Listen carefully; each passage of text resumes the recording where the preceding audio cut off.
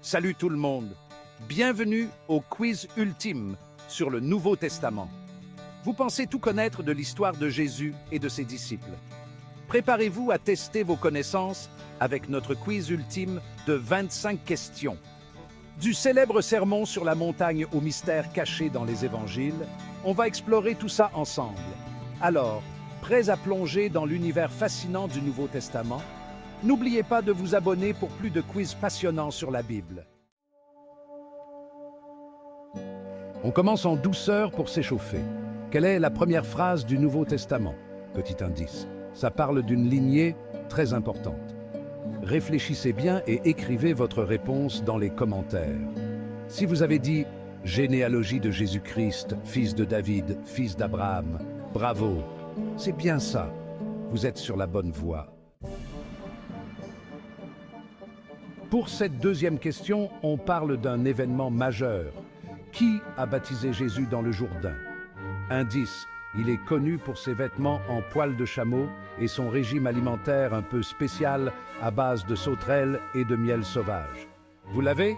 Oui, c'est bien Jean-Baptiste. Passons maintenant à quelque chose d'encore plus intriguant. Saviez-vous que le Sermon sur la montagne est l'un des discours les plus célèbres de Jésus? La question est, où a eu lieu ce sermon? Indice, ce lieu est souvent associé à la paix et à la sérénité. Si vous avez dit sur la montagne des Béatitudes, près de Capharnaüm, vous avez tout à fait raison. Continuons notre voyage biblique avec une autre question passionnante. Pierre, l'un des apôtres de Jésus, est connu pour avoir marché sur l'eau. Mais saviez-vous que cela s'est passé pendant une tempête? Quel lac Pierre et Jésus traversaient-ils ce jour-là? Le lac en question est le lac de Tibériade, aussi connu sous le nom de mer de Galilée. Imaginez la scène, une tempête qui fait rage, des vagues énormes et Pierre qui marche sur l'eau vers Jésus. Incroyable, non? Quel apôtre était connu pour être un collecteur d'impôts avant de suivre Jésus? Petit indice. Il a aussi écrit l'un des évangiles. Vous l'avez deviné, c'est Matthieu.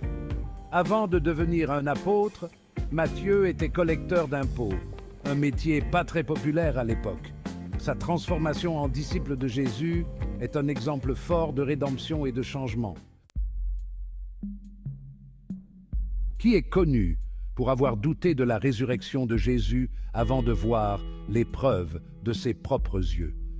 Indice, son nom est souvent associé au doute. Oui, c'est bien Thomas, souvent appelé Thomas le sceptique.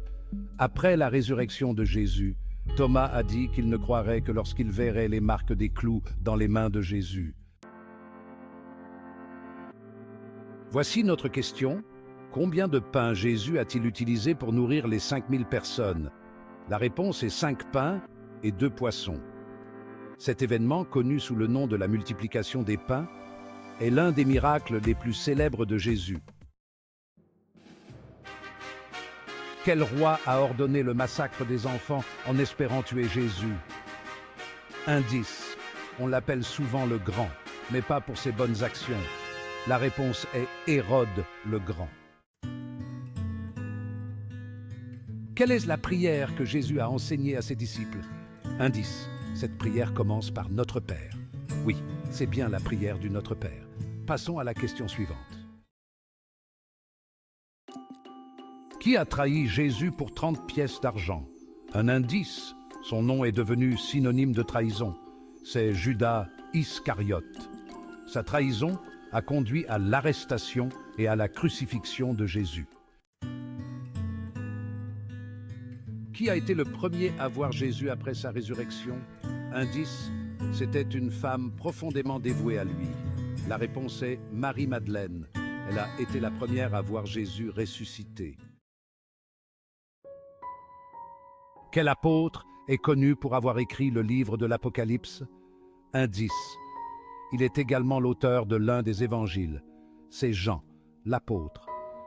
Le livre de l'Apocalypse est rempli de visions et de prophéties sur la fin des temps. Quel était le métier de Paul avant sa conversion au christianisme? Indice. C'est un métier manuel très répandu à l'époque. Paul était fabricant de tentes. Avant de devenir l'un des plus grands missionnaires chrétiens, Paul, alors connu sous le nom de Saul, gagnait sa vie en fabriquant des tentes. Qui est connu pour s'être endormi pendant un long sermon de Paul et être tombé de la fenêtre? Indice. Son nom est souvent associé au sommeil.